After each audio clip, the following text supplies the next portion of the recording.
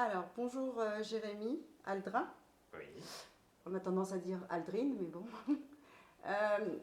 Vous pouvez vous présenter au lecteur avant qu'on parle de Michel Bongrand? Bonjour Chantal tout d'abord et merci de votre invitation pour votre blog.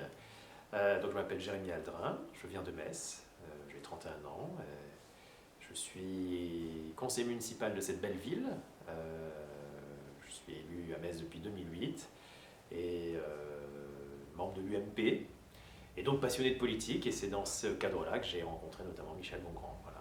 Et vous avez 31 ans. Et j'ai 31 ans et j'enseigne à l'université la gestion. Voilà. D'accord. Alors, comment avez-vous rencontré Michel Bongrand? Comment avez-vous atterri chez lui? Par une tierce personne qui m'a présenté, qui m'a invité à le rencontrer.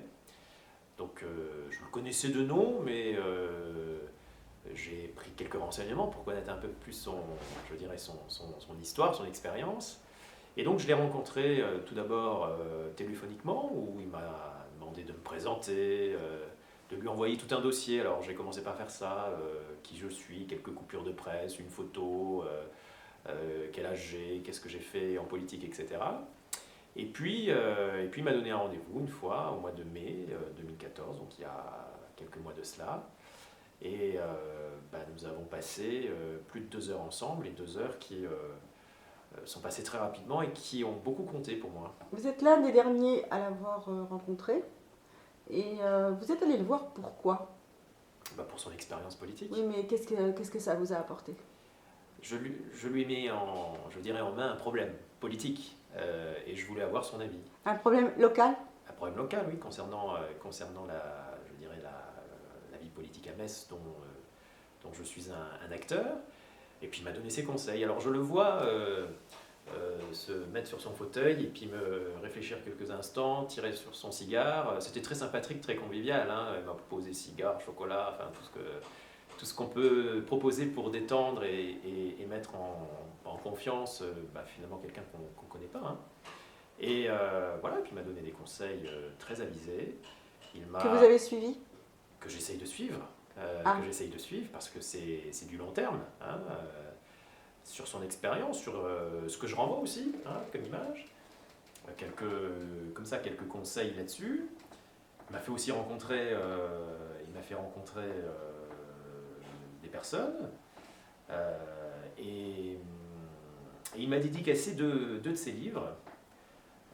Lesquels? Splendeur et misère de la politique et le marketing politicien. Et c'est vrai que c'est en revenant chez moi que j'ai lu très rapidement ces livres que je me suis rendu compte, après coup, finalement de la chance d'avoir pu rencontrer, même si c'était malheureusement, comme on l'a appris quelques semaines plus tard, à la fin de sa vie, quelqu'un qui était un personnage, quoi, et puis qui, dans le domaine de la com politique, considéré comme le père du marketing politique, mais une vraie référence. Et ça, finalement, j'ai un double sentiment, celui d'avoir eu la chance de rencontrer Michel Bongrand, parce que par la suite, je le tenais au courant téléphoniquement assez régulièrement, et la dernière fois que je l'ai eu au téléphone, c'était au mois de juillet, et il m'avait fait part effectivement qu'il a eu un problème de santé, et j'avais pas pu, c'est le dernier contact téléphonique que j'ai eu avec lui, et puis donc ce regret aussi de l'avoir connu tardivement, parce que j'aurais vraiment aimé poursuivre cette relation qui était très passionnante, stimulante pour un jeune comme moi qui fait de la politique. Mais peut-être que finalement tout ce qu'il a pu me prodiguer comme conseil me seront, j'en suis convaincu, utilement. Oui. Dans le train, en revenant, je m'en souviens, j'ai quitté mon domicile, il était près de un peu moins, juste avant l'heure du dîner, et à 19h j'avais mon train que j'ai failli louper, parce que je ne pensais pas rester aussi longtemps pour tout dire. Et dans le train, en retour, l'entretien était en tout frais, hein, j'ai noté tout ce qu'il a pu me dire, certaines phrases, et puis certains conseils. Je crois que c'est vraiment ça.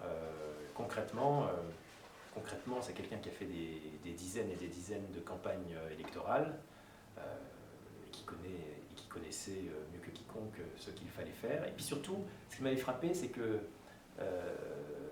en tenant compte de l'évolution de la société, du rapport qu'ont les gens avec la politique, parce que certes, ce qu'il a fait connaître, c'est la campagne de Lecanu en 65. Mais on est loin de ça. Hein. Mais on est loin de ça, c'est-à-dire que c'était vraiment un discours qui était parfaitement d'actualité, quoi. Ça m'avait vraiment frappé. Alors certes, j'ai rencontré un monsieur qui était très diminué physiquement, notamment dans la capacité de se déplacer, mais intellectuellement, c'était assez remarquable.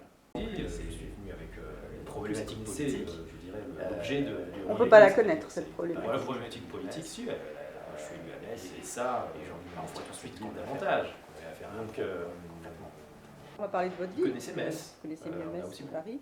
Qu'est-ce que vous aimez en histoire sur Metz? Avec lequel, sur Metz, alors déjà Metz, c'est auquel j'ai été élu en 2008, Jean-Marie Paul, la seule ville de France, 40 ans de la ville de Metz, donc c'était un nom qui est distant, qui était évidemment familier, donc à moins de 60 km. Vous connaissez même des personnes à Metz, nous sommes des noms, 60 km on est en Allemagne, 60 km on est à Luxembourg, et on fait 60 km on est en Belgique.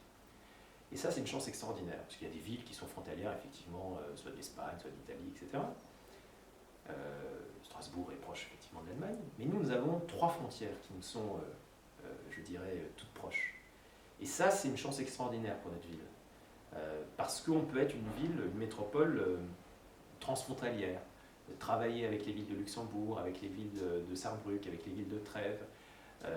Et donc être au cœur de l'Europe. Parce que quand vous regardez une carte, d'ailleurs, Metz a toujours été une ville très riche, très commerçante, parce que c'était... Il y a beaucoup d'histoire, il y a une histoire. Metz est une ville qui a plus de 2000 ans d'histoire, qui est une très jolie ville, je le répète. Et là, nous avons vraiment la chance extraordinaire de pouvoir faire une métropole transfrontalière, donc créer des réseaux de villes, comme je viens de le dire, avec ces différents partenaires. Au cœur de l'Europe, c'est, je trouve, un projet politique pour les prochaines années extraordinaire. On va revenir à Michel Bongrand pour finir, hein, on va finir sur lui. Donc... Et surtout, Michel Bongrand m'avait dit, il faut être soi-même, il faut être dans l'empathie. Si tu as serré une main, tu peux en serrer 2. C'est autant de messages que tu peux faire passer auprès de personnes qui, après, potentiellement, dans l'isoloir, peuvent voter pour vous. Donc, bien sûr que la politique doit se faire avec... un travail sur la communication, il y a aussi tous les réseaux sociaux, tous ces nouveaux outils de communication, je dirais modernes, qu'on doit utiliser, que moi personnellement j'utilise fréquemment, qui permettent, je dirais très rapidement aussi, de faire passer un message. Et donc, bien sûr qu'il doit y avoir de la communication, mais encore une fois, si on n'a rien à dire, si on n'a pas de message, si on n'a pas de projet s'agissant d'une ville, on peut avoir le meilleur communicant du monde. Il m'a donné quelques exemples. Ce qu'on peut probablement, moi j'attendrais d'un communicant, c'est que il réussisse à me faire paraître pour ce que je suis, c'est-à-dire la sincérité, de dire que j'aime passionnément ma ville de Metz. Et ben après, ça doit se retranscrire dans les mots qu'on utilise dans un discours public. Il m'a par exemple pris l'exemple de certaines campagnes où il avait pris le candidat en main pour le lâcher, le libérer de ses sentiments pour qu'il dise, qu'il parle avec le cœur, quoi. Ça c'est important.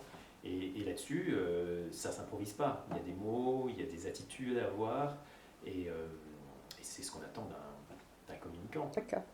Bon, mais écoutez, on se reverra sûrement, parce que vous aurez peut-être une carrière brillante à l'UMP. Nous suivrons ça de près. Et puis à bientôt alors. À bientôt. Merci.